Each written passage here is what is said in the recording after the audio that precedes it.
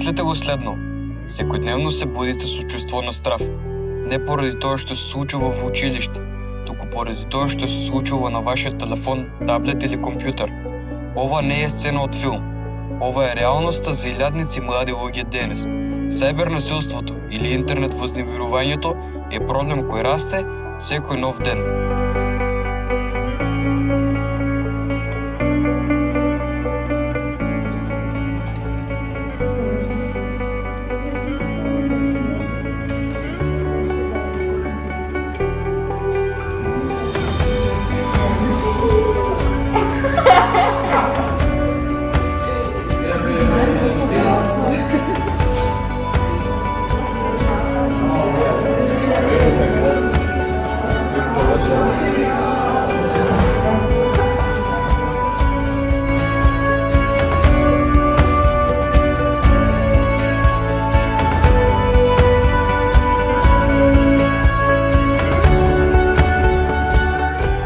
Сајбернасилството е користење на дигитални уреди и платформи за да се навредува, понижува, заканува и шири лаѓи за некого.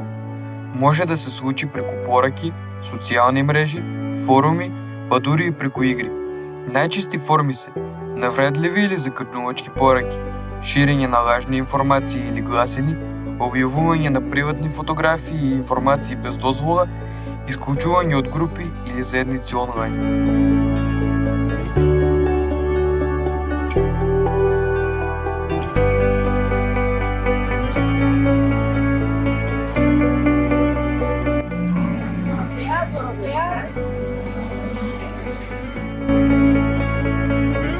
Последиците од сајбернасилството се сериозни и долготрајни.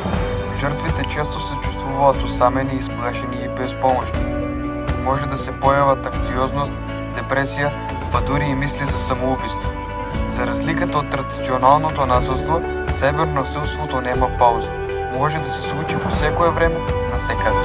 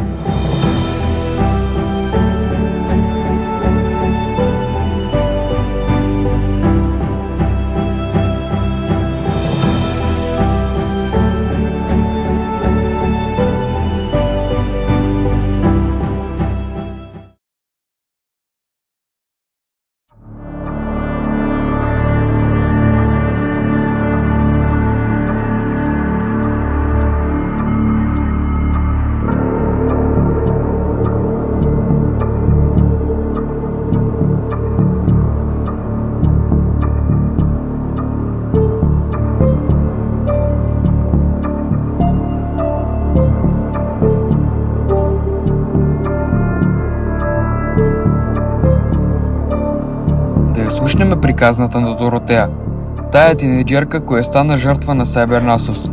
Откако нејзините фотографии беа споделени без нејзина дозвола, Доротеја се повлече од пријателите, почна да избегнува училиште и не можеше да спие. Само кога собра храброст да разговара со родителите и наставниците, почна повторно да се чувствува безбедно.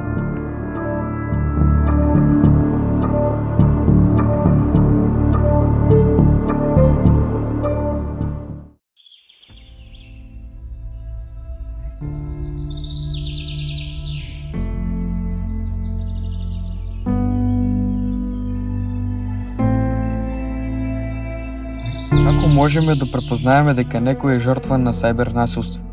Промени во однесувањето. избегнување на дигитални уреди, тага и анксиозност и намалена самодоверба.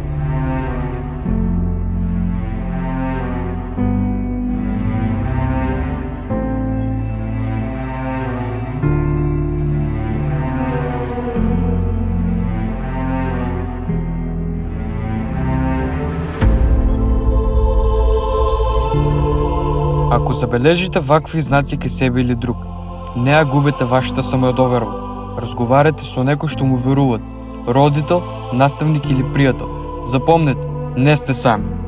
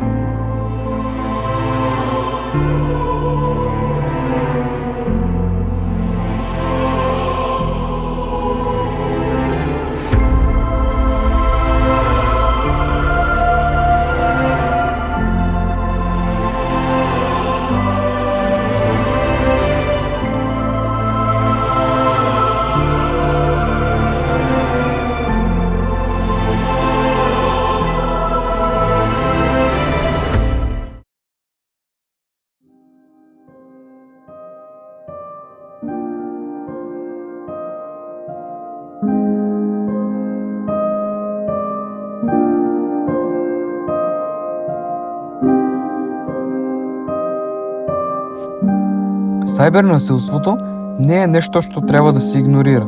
Секој од нас може да биде дел од решението. Бидете љубезни онлайн, поддржите ги жртвите и не дозволите никој да се чувствува сам.